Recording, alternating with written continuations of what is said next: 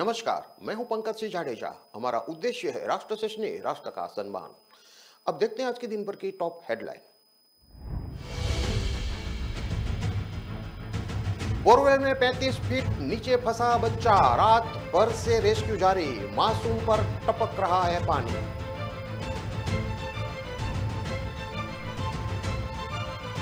दुल्हन का beauty parlour में बिगाड़ा मेकअप, परिजन ने पुलिस में की शिकायत, एफआईआर दर्ज।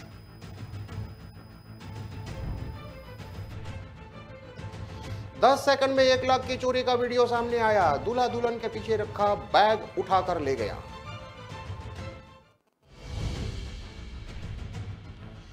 पिता को भेजे बेटी के न्यूड फोटो और वीडियो, फ्री फायर गेम से फ्रेंडशिप, फिर ब्लैकमेलिंग, बोला मां ले लो अपनी बेटी दे दो। जयपुर में 2 अफसरों से मिली 20 करोड़ की संपत्ति, 70,000 सैलरी वाले के पास 17 प्लॉट, अभी लॉकर खुलने बाकी।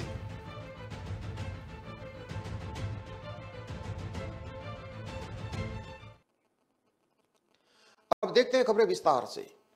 एसीबी ने मंगलवार को जयपुर में 2 सरकारी अफसरों के घर सर्च किया। इस दौरान दोनों के पास करीब 6.5 करोड़ और 16 करोड़ 31 लाख की प्रॉपर्टी मिली है। इनमें से डीओआईटी में सूचना सहायक अभी सस्पेंड प्रतिभा कमल के आवास पर सर्च के दौरान 6.5 करोड़ की संपत्ति मिली है। वहीं जयपुर विद्युत वितरण निगम लिमिटेड में 70,000 सैलरी पाने वाले सहायक लेखाधिकारी दीपक कुमार गुप्ता के पास 16 करोड़ 31 लाख मिली है।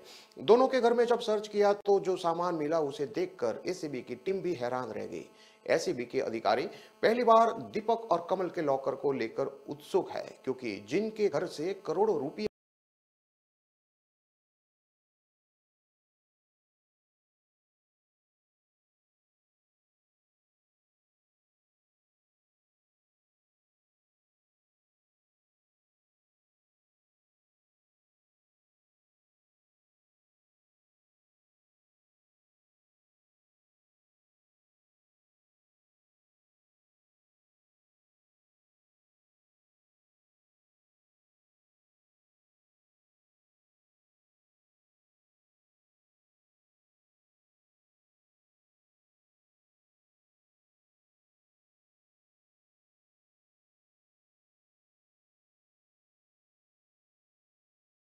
दुकान, जमीन और फ्लैट भी शामिल है। म्यूचुअल फंड, इंश्योरेंस आदि में इन्वेस्ट कर रखा है। आरोपी दीपक ने चित्रकूट में एक आलीशान आधुनिक सुख सुविधाओं वाला होम थिएटर, लिफ्ट और जिम वाला बंगला भी बना रखा है। इसके अतिरिक्त मानसौर और जयपुर में एक होटल भी बना रखी है। आरोपी के जयपुर स्थित मकान से 14,33,000 रुपये कैश, 1.3 किलो सोने के गहने मिले हैं। इन गहनों में 3 भारी हार, 2 ब्रेसलेट, 6 सोने की चेन, सोने की चूड़ियां मिली हैं। 20 किलो चांदी के गहने भी बरामद हुए हैं। गुप्ता मुलद बस्सी के बनाड़ा के रहने वाले हैं। 1995 में पिता की जगह एलडीसी पर पद पर अनुकंपा नियुक्ति लगाई गई थी। विभागीय परीक्षा देकर 2005 में जूनियर अकाउंटेंट बने। जयपुर डिस्कॉम के एएसओ दीपक कुमार को मृतक आश्रित कोटे से नौकरी मिली थी। पैसों की भूख और लग्जरी लाइफ ने दीपक के घर में भ्रष्टाचार फैला दिया था। शहर में प्रॉपर्टी खरीदकर वह बड़ा आदमी बनना चाहता था। साल 2018 में चित्रकूट में 250 वर्ग गज के प्लॉट में शानदार घर बनवाया है। इस लग्जरी घर में महंगा इंटीरियर लगाया गया। इसके अलावा एफएसएफ में 4 मंजिला मकान को किराए पर दे रखा है। आलीशान घर में लिफ्ट, सेंसर वाले पंखे, दरवाजे और लाइट वाला फव्वारा, लग्जरी होम थिएटर, चाव चाव चाइनीज नस्ल के 2 डॉगी, अफ्रीकन ग्रे नस्ल का तोता, सोने की 2 घड़ियां सहित अन्य विदेशी घड़ियां, बेशकीमती झूमर, महंगे होम एप्लायंसेस, 13 एसी, लाइट वाला फव्वारा, महंगे कारपेट मिले हैं। गुप्ता के पास जेपीडीसी में परचेज और सीएलआरसी ऑर्डर के साथ बिल पास करने की जिम्मेवारी थी। शिकायतों के बाद 5 बार जेपीडीसी से तबादला हुआ, पर हर बार नेताओं की सिफारिश के बाद जेपीडीसी में पोस्टिंग ले ली। डिस्कॉम के सीईओ ने 6 सितंबर को गुप्ता जेपीडीसी से हटाकर डी भरतपुर लगा दिया था, पर 3 महीनों में नोटिस देने के बाद भी उन्होंने ज्वाइनिंग नहीं दी। डिस्कॉम प्रबंधन पर एएसओ गुप्ता को वापस जेपीडीसी लगाने का दबाव था। अगली सूची में अगला तबादला निरस्त होना तय था।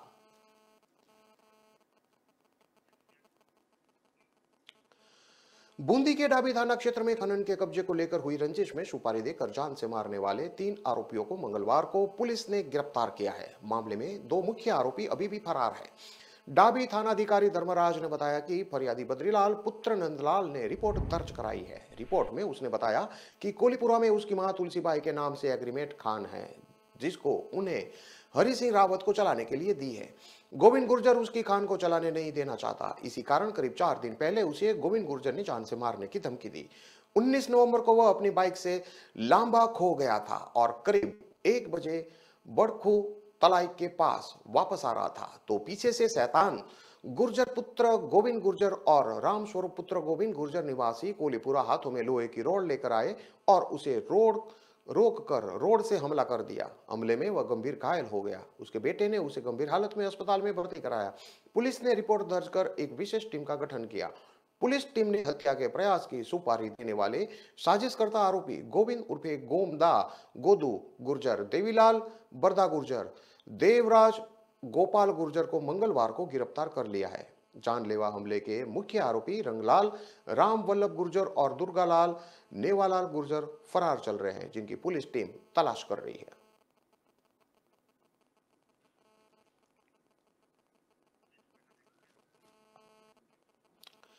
मध्य प्रदेश के पन्ना टाइगर रिजर्व के एक युवा बाघ को शिकारियों ने शिकार कर दिया। शिकार करने का तरीका बेहद डरावना है। विक्रमपुर गांव के पास बाघ फांसी के फंदे पर लटका मिला है। उत्तर वन मंडल क्षेत्र में घटना होने की वजह से पन्ना टाइगर रिजर्व के क्षेत्र संचालक कोई जवाब नहीं दे रहे हैं। घटना उत्तर वन मंडल क्षेत्र के पन्ना रेंज के लक्ष्मीपुर से विक्रमपुर के जंगल की है। यहां पर अज्ञात शिकारियों ने शिकार करके बाघ को मार दिया है। अज्ञात शिकारियों ने बाघ को पेड़ पर फांसी के फंदे से लटका दिया है। जानकारी के लगते ही वन विभाग के अधिकारी कर्मचारी मौके पर पहुंच चुके हैं। बाघ के शव को बरामद कर पोस्टमार्टम की तैयारी की जा रही है।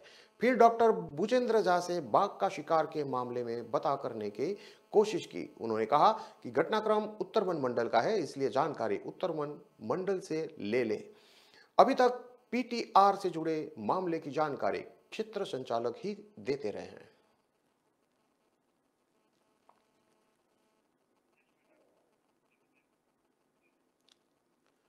वातावरण में नमी के कारण मध्य प्रदेश में अब कोहरे की एंट्री होने जा रही है। अगले 48 घंटे में मौसम बदल सकता है। सबसे पहले ग्वालियर, चंबल और बुंदेलखंड के इलाकों में कोहरे की चादर छाने लगी है। इससे दिन में सूरज की रोशनी कम होने से कहीं कहीं दिन में भी शाम जैसा माहौल होने लगा है। वरिष्ठ मौसम वैज्ञानिक वेद प्रकाश सिंह ने बताया कि अगले 1-2 दिन में प्रदेश के कई इलाकों में कोहरा छाने लगेगा। अभी दिन रात के तापमान सामान्य से ज्यादा चल रहा है। 15 दिसंबर तक ज्यादा ठंड के आसार नहीं है। इस बार दिसंबर में बारिश की भी ज्यादा संभावना नहीं है। बंगाल की खाड़ी में एक लो प्रेशर एरिया एक्टिव है। इससे मध्य प्रदेश में नमी आ रही है। इसी कारण ऊंचाई पर बादल बन रहे हैं। दिन में गर्मी तो ज्यादा नहीं बढ़ रही, लेकिन रात के तापमान काफी बढ़ चुका है। अगले 1 सप्ताह तक इसका असर मध्य प्रदेश पर रहेगा। इससे बादल तो छाए रहेंगे, लेकिन बारिश की फिलहाल संभावना नहीं है। 15 दिसंबर से ठंड का जोर शुरू हो सकता है। अभी रात का हवाएं उत्तर पूर्वी रहती है, जबकि दिन में यह दक्षिण पूर्वी हो जाती है। इससे उत्तर से आने वाली हवाएं ज्यादा स्ट्रांग नहीं हो पा रही। उधर बंगाल की खाड़ी में बने लो प्रेशर एरिया के कारण बादल आने से हवाओं का रुख बदल रहा है। बादल छाने से दिन में सूरज की तपिश नहीं हो पा रही। इस कारण रात के तापमान बढ़ने लगा है। हवा के तापमान और औस की बूंदों के बीच का अंतर 2.5 डिग्री सेल्सियस से कम होने पर कोहरा बनता है। जब हवा में निलंबित किए गए छोटे तरल पानी की बूंदों में जल वाष्प संबंधित होता है तो कोहरा बनना शुरू हो जाता है। सर्दियों में पृथ्वी की सतह के पास की गर्म हवा में मौजूद जल वाष्प ऊपर मौजूद ठंडी हवा की परतों से मिलकर जम जाती है। इसमें दृश्यता 1 किलोमीटर से कम हो जाती है। यह ज्यादा समय तक रहता है। धुंध भी कोहरे का एक रूप होता है, लेकिन इसमें दृश्यता करीब 1.5 किलोमीटर से ज्यादा रहती है। इसमें मुख्य रूप से धूल और धुएं के कण रहते हैं। यह ज्यादा समय के लिए नहीं रहता। मध्य प्रदेश में इस समय नर्मदापुरम, इंदौर, उज्जैन और भोपाल में रात का तापमान सबसे ज्यादा गर्म है। यहाँ रात का पारा 15 डिग्री सेल्सियस के पार चला गया है। यहाँ न्यूनतम तापमान 15 से 18 डिग्री सेल्सियस के बीच है। रात का पारा 2 से 3 डिग्री सेल्सियस तक ज्यादा चल रहा है। मध्य प्रदेश में मंगलवार को दिन के तापमान में मामूली गिरावट दर्ज की गई। हालांकि अब भी यह सामान्य से 2 से 3 डिग्री सेल्सियस ज्यादा चल रहा है। दिन भर बादल छाने के कारण तापमान में गिरावट दर्ज की गई है। इससे रात के तापमान में बढ़ोतरी हो सकती है। इंदौर में दिन का तापमान भी 4 महानगरों में सबसे ज्यादा चल रहा है।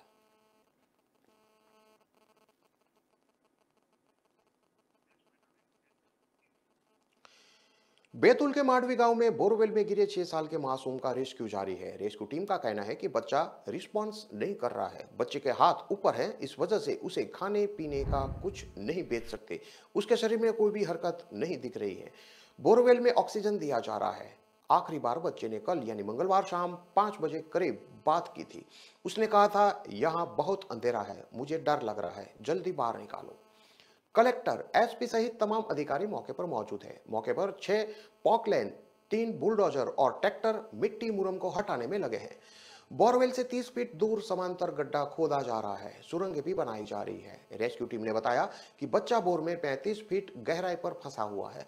उसके ऊपर पानी की बूंदें टपक रही हैं। अभी करीब 15 फीट और खोदा जाना है। पत्थर के कारण खुदाई का काम बहुत धीरे धीरे हो रहा है। एनडीआरएफ की टीम भी मौके पर मौजूद है। कलेक्टर अमनबीर बैंस ने बताया कि बच्चे के हाथ में रस्सी बांधकर उसे ऊपर खींचने की कोशिश की गई। वो करीब 12 फीट ऊपर भी आ गया था, लेकिन इसी बीच रस्सी खुल गई और वो वहीं अटक गया।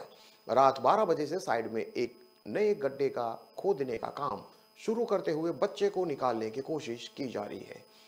हादसा मंगलवार शाम बैतूल जिले के आठनेर के मांडवी गांव में करीब 5 बजे हुआ। 6 साल का तन्मय दूसरे बच्चों के साथ छुपम छुपाई खेल रहा था। पड़ोसी के बोरवेल में वह बच्चा गिर गया। आवाज लगाने पर बोरवेल के भीतर से बच्चे की आवाज आई। इस पर परिवार वालों ने तत्काल बैतूल और 8 पुलिस को सूचना दी। तन्मय की 11 साल की बहन निधि साहू ने बताया, हम छुपम छुपाई खेल रहे थे, भाई को कहा कि चलो अब घर चलते हैं। वो कूद कर आया और बोर के ऊपर बोरी थी, वो बोरी को पकड़ के रखा था। मैं जब तक पहुंची तो भाई नीचे चला गया था।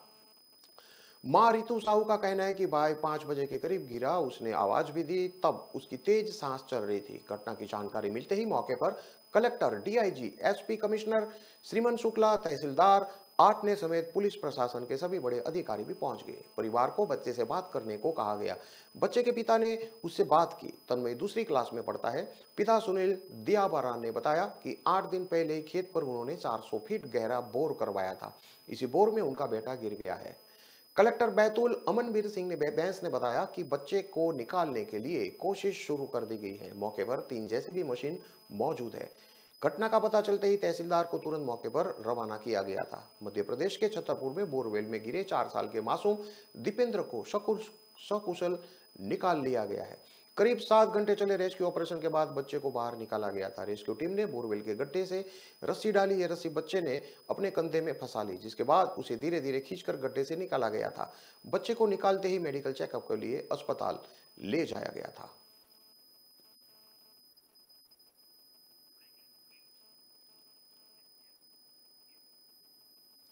खबरों में लेते हैं अब एक छोटा सा विराम।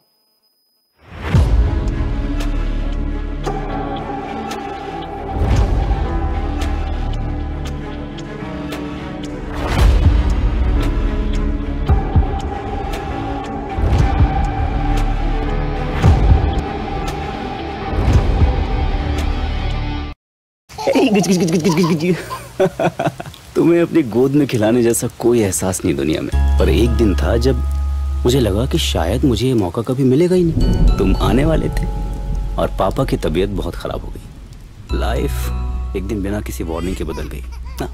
You want to sleep? Okay okay okay, सो जा सो जा। पता है, बहुत डर गया था मैं। तुम दोनों अकेले थे। अगर मुझे कुछ हो जाता तो तब मैंने एक लेटर भी लिखा था। क्या लिखा था? हा?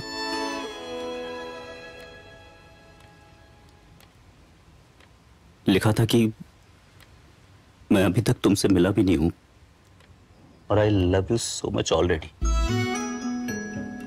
मैं तुम्हें बड़ा होते हुए देखना चाहता था।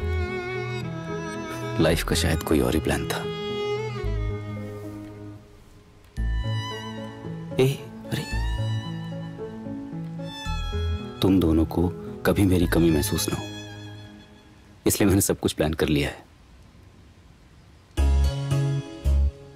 लाइफ कब और कैसे बदल जाए ये किसी को नहीं पता, इसलिए अपनों का फ्यूचर आज ही सिक्योर करें HDFC लाइफ टर्म प्लान्स के साथ। HDFC लाइफ, सर उठा के जियो। हर चीज का भाव बढ़ गया है। दूध 5 रुपए से, सेब 30 रुपए से। पेट्रोल का भाव तो बीपी बढ़ा देता है। इस टॉमी का भी भाव बहुत बढ़ गया है। चिल माचा, शुक्र है रैपिडो ऑटो के भाव तो नहीं बढ़े। ऑटोज में सबसे किफायती और आपके घर तक भी बेस्ट प्राइस अश्योर्ड।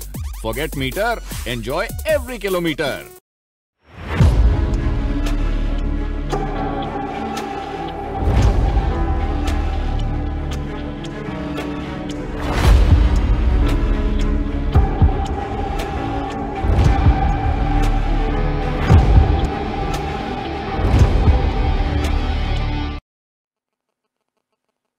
विराम के बाद एक बार फिर से आपका स्वागत है। अब देखते हैं आगे की और खबरें। जबलपुर में एक ब्यूटिशियन ने दुल्हन का मेकअप बिगाड़ दिया। इसकी शिकायत दुल्हन पक्ष के लोगों ने कोतवाली थाने में की है। दुल्हन के परिवार वालों का कहना है कि ब्यूटी पार्लर संचालिका ने दुल्हन का मेकअप तो बिगाड़ ही दिया, साथ ही पार्लर संचालिका ने फोन पर धमकी देते हुए उनके साथ अभद्रता की। दुल्हन के परिवार वालों की शिकायत पर कोतवाली थाना पुलिस ने FRI दर्ज कर जांच शुरू कर दी है। मामला 3 दिसंबर का है, जब दुल्हन की बारात आनी थी। ठीक इसके पहले परिवार वालों ने ब्यूटी पार्लर संचालिका मोनिका पाठक से दुल्हन का मेकअप करने को लेकर जब फोन पर संपर्क किया तो मोनिका पाठक नहीं मिली। उसके द्वारा कहा गया कि मैं किसी काम से ट्रेन से बाहर जा रही हूँ, आप मेरे पार्लर में जाकर कर्मचारियों से मेकअप करवा सकते हैं। इसके बाद जब दुल्हन को लेकर ब्यूटी पार्लर ले जाया गया तो वहां उसका मेकअप बिगाड़ दिया। दुल्हन के परिवार वालों ने जब इसकी शिकायत मोनिका पाठक से की तो वह अपनी गलती मानने की जगह उल्टा दुल्हन के परिवार वालों को ही धमकाना शुरू कर दिया। दुल्हन के परिवार वालों का आरोप है कि मोनिका पाठक के ब्यूटी पार्लर में तैनात रही महिला कर्मचारी ने इतना गंदा मेकअप किया कि वह किसी को पसंद नहीं आया। ब्यूटी पार्लर संचालिका मोनिका पाठक के द्वारा दुल्हन राधिका सेन और उसके परिवार वालों के साथ अभद्र व्यवहार करने और जातिगत टिप्पणी करने को लेकर सेन समाज के लोगों ने कोतवाली थाना पुलिस में इसकी शिकायत भी दर्ज करवाई है। इसके बाद पुलिस ने कई धाराओं के तहत मामला दर्ज कर जांच शुरू कर दी है। थाना प्रभारी अनिल गुप्ता ने बताया कि शिकायत को गंभीरता से लिया जा रहा है। जल्द ही इस मामले में मोनिका पाठक से पूछताछ भी की जाएगी।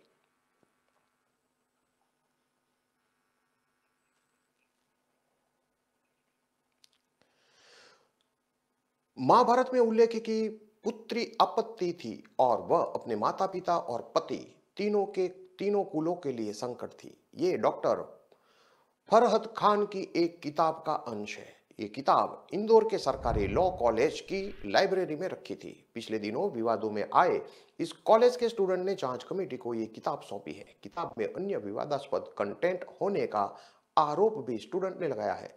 किताब में लिखा है कि एक पारंपरिक भारतीय परिवार का पक्षपातपूर्ण रवैया सदैव से पुत्र के पक्ष में जुनून की तरह रहा है। यह सब कुछ धार्मिक, सामाजिक और सांस्कृतिक तथा आर्थिक कारकों पर ही आधारित था। धारणा यह थी कि एक स्त्री जिसे पुत्र न हो वह स्वर्ग की भागी नहीं होगी। एक पुरुष को भी इस तरह का अभिशाप प्राप्त था। पुत्र को पितरों का उद्धार करने वाला माना गया था और पुत्री को संकट का मूल समझा जाता था। जांच कमेटी में शामिल अतिरिक्त संचालक भोपाल के डॉक्टर मथुरा प्रसाद को छात्र नेता लक्की आदिवाल ने महिलाएं एवं आपराधिक विधि किताब सौंपी है। ये किताब भी डॉक्टर फरहद खान ने ही लिखी है। लक्की ने कहा है कि किताब में भी विवादास्पद कंटेंट है। कॉलेज में 2018-19 में ये किताब खरीदी गई है। इस किताब को भी स्टूडेंट के पढ़ने के लिए लाइब्रेरी में रखा गया है। डॉक्टर फरहद खान ने दूसरी विवादित किताब में लिखा है कि नारी पर अत्याचारों का सिलसिला थमने का नाम नहीं लेता। स्थिति के नाम पर 21वीं सदी भी बहुत ज्यादा बेहतर परिणाम देने में सफल नहीं रही है। आज भी द्रौपदी का चीरहरण, सीता का अपहरण इस युग में देखने को मिलता है, परंतु अबला स्त्री के लिए न कृष्ण है न राम। कुरान शरीफ में कहा गया है कि आदमी औरत का संरक्षक है, क्योंकि अल्लाह ने एक को दूसरे से अधिक बलशाली बनाया है और चूंकि वह औरत का रखरखाव अपनी कमाई से करता है, अतः अच्छी औरतें आज्ञाकारिणी होती है। किताब में लिखा है कि हिंदू समुदाय की स्त्रियों की स्थिति पर विचार किया जाए तो हम पाते हैं कि विभिन्न युगों में स्त्रियों की स्थिति बहुत दयनीय थी। सभी युगों में पुरुष प्रधान सामाजिक व्यवस्था होने से स्त्रियों को एक वस्तु तथा वासना पूर्ति का साधन मान लिया गया। सभी धर्म ग्रंथ की रचना पुरुषों द्वारा इस तरह की गई जिसमें स्त्रियां सदैव उनके अधीन रहे। किताब में लिखा है कि एक और इस्लाम के अतिरिक्त सभी धर्म तथा सामाजिक कानून स्त्रियों की प्रतिष्ठा और सम्मान को सबसे अधिक महत्व देते हैं, तो दूसरी ओर व्यवहार में अधिकांश समाजों द्वारा स्त्रियों को सामाजिक, आर्थिक तथा सांस्कृतिक अधिकारों से वंचित किया जा रहा है। भारत में हिंदुओं के वैदिक धर्म में जहां स्त्रियों को संपत्ति, ज्ञान और शक्ति का प्रतीक मानकर उन्हें लक्ष्मी, सरस्वती और दुर्गा के रूप में मान्यता दी गई, वहीं स्मृतिकालीन धर्मशास्त्रों में स्त्रियों को दासी अथवा वस्तु का स्वरूप दे दिया गया। यह किताब में मंदिरों के बारे में लिखा है कि सुंदर स्त्रियों को राजा देवदासी के रूप में मंदिर में रख देते थे। ये बहुत समय से भक्ति, संगीत तथा नृत्य का कार्य करती आ रही है। कालांतर में ये जगह बहुत भ्रष्ट हो गई थी तथा इनके कार्य भी अनैतिक हो गए थे। अलाउद्दीन खिलजी के समय में तो इसकी संख्या इतनी अधिक हो गई थी कि सुल्तान को आदेश पारित कर इनको विवाह के लिए विवश करना पड़ा। भगवान राम को लेकर किताब में लिखा है कि प्राचीन काल से हमारे समाज में कई कुप्रथाएं प्रचलित थी। हमेशा से ही पुरुष नारी पर अधिशासी रहा है। सीता को उसका अस्तित्व व शुद्धता साबित करने के लिए अग्नि परीक्षा से गुजरना पड़ा और जो सिद्धांत और आदर्श उस समय भगवान राम ने स्थापित किए थे, उन पर कभी भी पहल नहीं की गई और महिलाओं को अनेक रूढ़ियों एवं कुरीतियों का शिकार होना पड़ा है। किताब में लिखा है कि द्रौपदी को कुंती के निर्देश पर बहु विवाह करना पड़ा। इन सब मानसिक पतनों के बावजूद भारतवर्ष के विभिन्न लेखकों ने उसे अलग अलग सांचों में ढालकर परिभाषित किया, परंतु यह निर्विवादित तथ्य है कि नारी का अपमान हुआ, वह तिरस्कृत हुई और कोई भी उसके अपमान और तिरस्कार का विरोध करने वाला नहीं था।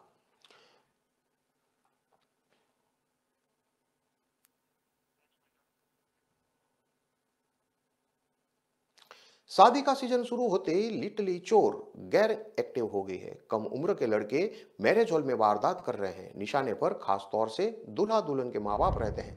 मौका देखकर ये ज्वेलरी केस से भरा बैग पार कर देते हैं। चोरी करने के लिए बाकायदा सूट बूट में पहुंचते हैं। इससे इन पर किसी को शक भी नहीं होता। भोपाल के चोला इलाके के कलर्स मैरिज गार्डन में शादी के रिसेप्शन के दौरान 14 से 15 साल के लड़के ने दुल्हन की मां का बैग चोरी कर लिया। घटना सोमवार रात की है। लड़का मेहमान बनकर पहुंचा था। उसके बैग ले जाते हुए सीसीटीवी फुटेज भी सामने आए हैं। पहले जान लेते हैं क्या है सीसीटीवी वीडियो में। भोपाल के भवानीधाम अयोध्या बाईपास की रहने वाली पूर्णिमा शर्मा के पति सरकारी टीचर हैं। उनके बेटे का सोमवार रात को छोला थाना इलाके के कलर्स मैरिज गार्डन में रिसेप्शन था। सीसीटीवी वीडियो में दिख रहा है कि रात करीब 10 बजे रिसेप्शन में आने वाले मेहमान दूल्हा दुल्हन के साथ फोटो खिंचवा रहे थे। इसी दौरान लड़का हाथ में ब्लेजर लेकर स्टेज पर पहुंचा। चुपके से दुल्हन और दूल्हे के पीछे कुर्सी पर रखा बैग उठाकर चला जाता है। बैग को वह ब्लेजर में छिपा लेता है। पूर्णिमा शर्मा का दावा है कि बैग में 1 लाख रुपये कैश था। शादी में आने वाले मेहमानों की तरफ से दिए गए रुपयों के लिफाफे और मोबाइल भी रखा था। सीसीटीवी फुटेज में देखा जा सकता है कि जिस समय रिसेप्शन में आने वाले मेहमान दूल्हा दुल्हन के साथ फोटो खिंचवा रहे थे, उसी दौरान लड़का सज धज कर मेहमान की तरफ स्टेज पर पहुंचा।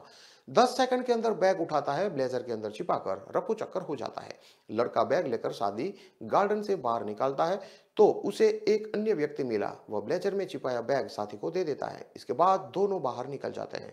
2 संदिग्ध लोगों भी उसके पीछे पीछे जाते हुए दिखाई दे रहे हैं। आशंका है कि दोनों संदिग्ध भी बैग चुराने वाले लड़के और उसके गिरोह के होंगे।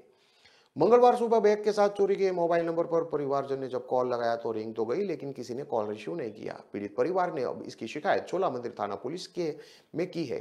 पुलिस को परिवार ने सीसीटीवी फुटेज भी दिए हैं। एसपी रुचा जैन का कहना है कि शिकायत की जांच की जा रही है।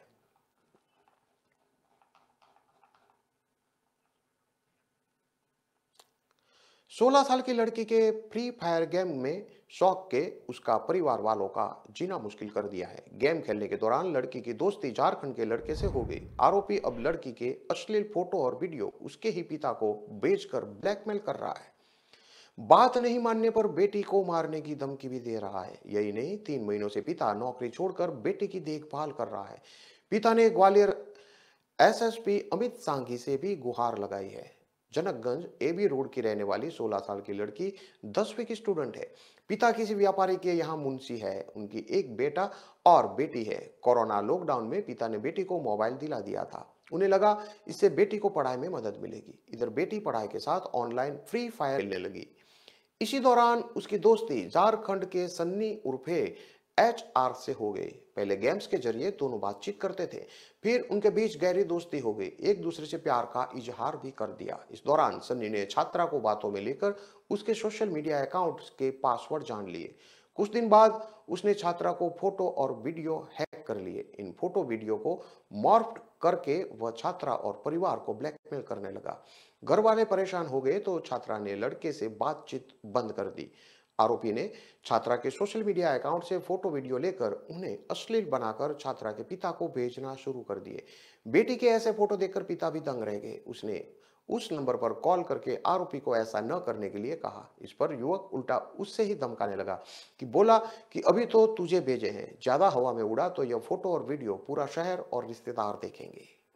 छात्रा के पिता ने मीडिया को बताया कि आरोपी सन्नी उर्फे HR कहता है कि उसे उसकी बेटी चाहिए, वह उसे किसी हालत में नहीं छोड़ेगा। वह साफ शब्दों में कहता है, मुझे अपनी बेटी दे दे, चाहे तो तू अपने लिए मेरी मां को ले ले। इतना ही नहीं, उसने बेटी को अपहरण कर ले जाने की धमकी दी है। साथ ही कहा है कि यदि पुलिस में शिकायत की तो ऑनलाइन गेम्स के जरिए तेरी बेटी को आत्महत्या के लिए टास्क देकर हमेशा के लिए छीन लूंगा। आरोपी से लगातार मिल रही धमकियों के चलते छात्रा और उसका परिवार दहशत में है। हालत यह है कि जब से आरोपी ने ऑनलाइन गेम के जरिए आत्महत्या करवाने और उसे उठाकर ले जाने की धमकी दी है, पिता ने बेटी के लिए नौकरी तक छोड़ दी है। 3 महीने से वह काम पर नहीं गए हैं, सिर्फ बेटी की निगरानी कर रहे हैं, कहीं वो कुछ ना कर बैठे। ASP क्राइम राजेश डंडोटिया का कहना है कि माता पिता ने शिकायत की है कि ऑनलाइन गेम्स के जरिए बेटी की झारखंड के लड़के से दोस्ती हुई थी। अब वह उसे अश्लील फोटो वीडियो सोशल मीडिया पर डालकर बदनाम करने की धमकी दे रहा है। इससे वह मानसिक रूप से परेशान है। शिकायत पर जल्द एक्शन लेकर आरोपी को पकड़ लिया जाएगा।